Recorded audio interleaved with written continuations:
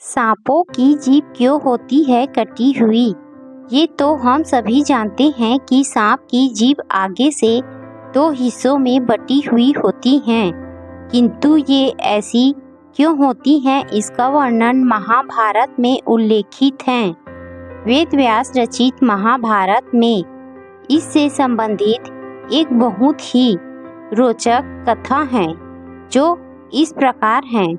महाभारत के अनुसार महर्षि कश्यप की 13 पत्नियां थीं। इनमें से कद्रु भी एक थी। सभी नाग कद्रु की संतान थी। महर्षि कश्यप की एक अन्य पत्नी का नाम विनीता था। पक्षीराज गरुड़ विनीता के ही पुत्र थे। एक बार कद्रु और विनीता ने एक सफेद घोड़ा देखा। उसे देखकर कद्रु ने कहा कि इस घोड़े की पूंछ काली है, और विनीता ने कहा कि घोड़े की पूंछ सफेद है। इस बात पर दोनों में शर्त लगी। तब कद्रु ने अपने नाग पुत्रों से कहा कि वे अपना आकार छोटा कर घोड़े की पूंछ से लिपट जाए, जिससे उसकी पूंछ काली नजर आए और वह शर्त जीत जाए। कुछ सर्पों ने ऐसा करने से मना कर दिया। तब कद्रु ने अपने पुत्रों को श्राप दे दिया कि तुम राजा जन्मेजय के यज्ञ में भस्म हो जाओगे।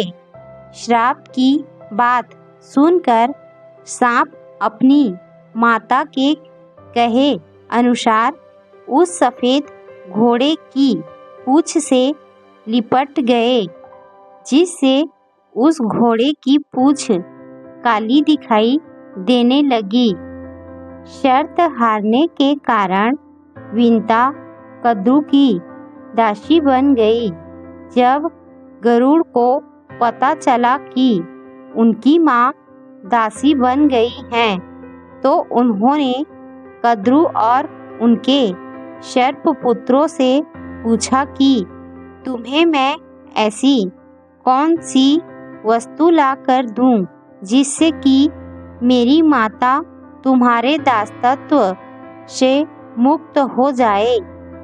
तब सर्पों ने कहा कि तुम हमें स्वर्ग से अमृत ला कर दोगे तो तुम्हारी माता दासत्व से मुक्त हो जाएगी। अपने पराक्रम से गरुड़ स्वर्ग से अमृत कलश ले आए और उसे कुसा यानी कि एक प्रकार की धारदार घास पर रख दिया। अमृत पीने से पहले जब सर्प स्नान करने गए, तभी देवराज इंद्र अमृत कलश लेकर पुनः स्वर्ग लौट गए। यह देखकर सर्पों ने उस घास को चाटना शुरू कर दिया, जिस पर अमृत कलश रखा था। सर्पों को लगा कि इस स्थान पर थोड़ा अमृत का अंश अवश्य होगा, लेकिन घास नोकीली होने के कारण सभी सर्पों के जीभ के 2 टुकड़े हो गए।